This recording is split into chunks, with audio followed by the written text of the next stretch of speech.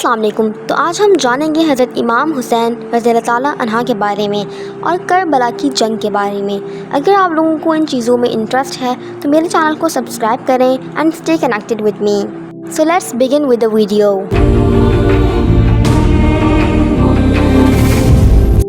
اللہ کے رسول صلی اللہ علیہ وآلہ وسلم بار بار امام حسین کو بلند کر کے کہتے تھے کہ حسین مجھ سے ہے اور میں حسین سے ہوں۔ لوگوں، اگر حسین پر کبھی مشکل وقت آئے تو اس کا ساتھ دینا، وہ جنت کے جوانوں کا سردار ہے۔ آپ صلی اللہ علیہ وآلہ وسلم کی رحالت کو کچھ ہی وقت گزرا تھا کہ کربلا کے میدان میں ایک طرف 9 لاکھ کا مجمع تھا اور دوسری طرف حسین، جس کو اللہ کے رسول اپنے کندھوں پر سوار کرتے تھے۔ حضرت امام حسین اپنے نانا کی امت سے بار بار کہتے تھے کہ پہچانو، میں تمہارے نبی کا نواسا ہوں۔ کیوں میرے بچوں کو 3 دن تک پیاسا رکھا ہے؟ کیوں عزیز و وقار کو شہید کیا ہے؟ بتاؤ، کیا میں نے رسول صلی اللہ علیہ وآلہ وسلم کی شریعت میں کلامین کی ہے؟ کسی انسان کا حق کھایا ہے یا کسی پہ ظلم کیا ہے؟ اتنے میں فوج یزید کہنے لگی، اے حسین، ہم صرف تجھے تیرے بابا علی کے بکس میں قتل کر رہے ہیں تاکہ یزید ہماری جھولی دولت سے بھر دے۔ اتنے میں امام حسین کہنے لگے، مت بھولنا کہ آج یہ اسلام کا علم تمہارے ہاتھوں میں میرے بابا علی کی وجہ سے ہے۔ خیبر اور خندق میں اگر علی نہ ہوتا تو آج اسلام کا پرچم بلند نہ ہوتا۔ وہ علی جس نے اپنی زندگی اسلام کی تبلیغ میں لگا دی، تم آج اس علی کو یہ اجر دے رہے ہو؟ اے لوگوں، بتاؤ، اللہ کے رسول نے بار بار میرے بابا علی کا ہاتھ بلند کر کے کہا کہ جہاں حق ہوگا وہاں علی ہوگا اور جہاں علی ہوگا وہاں حق ہوگا، اور آج اس علی اور اس کی اولادوں کو یہ صلہ دے رہے ہو۔ اتنے میں یزید کی فوج اور سپہ سالاروں نے دیکھا کہ کہیں فوج بغاوت نہ ہو جائے تو کہا کہ دیکھ کیا رہے ہو، حملہ کرو۔ 9 لاکھ کی فوج نے جب امام حسین پہ حملہ کیا تو امام حسین نے اللہ کا نام لیا اور ذوالفقار کو نیاب سے نکالا۔ تاریخ گواہ ہے کہ ایک طرف لاکھوں کا مجمع اور دوسری طرف 3 دن کا بھوکا پیاسا حسین ابن علی۔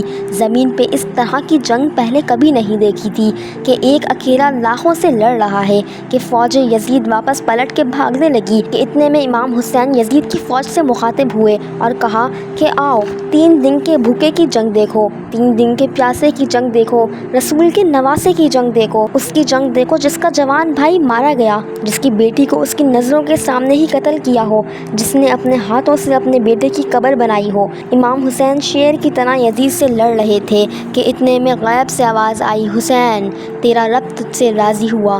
بس اس صداقت سے امام حسین نے ذوالفقار کو تھام لیا۔ اتنے میں لوگ آپس میں کہتے ہیں، کیا دیکھ رہے ہو؟ یہ علی کا شیر ہے، اس کو مار دینا ممکن ہے، جاؤ ان کے خیموں کو آگ لگا دو۔ اور کچھ ظالموں نے بیویوں کے خیموں کو آگ لگا دی اور امام حسین کو دور سے تیر مارنے لگے۔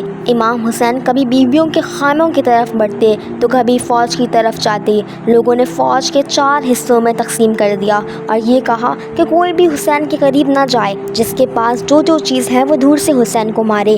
جس کے پاس نیزہ تھا اس نے نیزہ مارا، جس کے پاس تیر تھے اس نے تیر مارے۔ اور تاریخ میں لکھا ہے کہ جس کے پاس کچھ نہ تھا وہ کربلا کی زمین سے مٹی اٹھا کر امام حسین پہ پھینکنے لگے۔ امام حسین کے جسم مبارک پہ ہزاروں تیر لگے رہے۔ آپ کے جسم مبارک پر اتنے تیر لگے تھے کہ آپ کا جسم مبارک نظر تک نہیں آ رہا تھا۔ بس جیسے ہی نواسے رسول گھوڑے سے نیچے آتے ہیں، فوج یزید جھومنا شروع کر دیتی ہے۔ اتنے میں وہ گھوڑا جس پہ آپ سواری کیا کرتے تھے وہ امام حسین کی چاروں طرف گھومنا شروع کر دیتا ہے۔ اتنے میں یزید نے کہا، اے لوگوں، رکو، میں نے اپنی آنکھوں سے دیکھا ہے کہ اس پہ اللہ کے رسول سواری کرتے تھے۔ وہ تیر گھوڑے کو نہ لگے اور یوں تیر کو چلانا بند کیا گیا۔ افسوس ہے ان لوگوں پہ، اس گھوڑے کا تو احترام معلوم تھا جس پہ رسول اللہ صلی اللہ علیہ وآلہ وسلم سواری کیا کرتے تھے، لیکن اس حسین کا احترام بھول کر جسے آپ صلی اللہ علیہ وآلہ وسلم اپنے کندھوں پر سوار کر کے امت کو دکھایا کرتے تھے۔ تاریخ گواہ ہے کہ رسول اللہ کا اکیلا نواسا کربلا کے گرم میدان پہ پڑا تھا اور مغرب کے گھوڑے مشرق کی طرف اور مشرق کے گھوڑے مغرب کی طرف دوڑ رہے تھے۔ امام حسین کا جسم پامال ہوتے رہا۔ تو یہ تھی ہماری آج کی سٹوری امام حسین اور کربلا کے بارے میں۔ اگر آپ اس کا پارٹ 2 چاہتے ہیں تو میرے چینل کو سبسکرائب کریں اور نیکسٹ سٹوری کس ٹاپک پہ بناؤں ضرور کامنٹ میں بتائیں۔ اللہ حافظ۔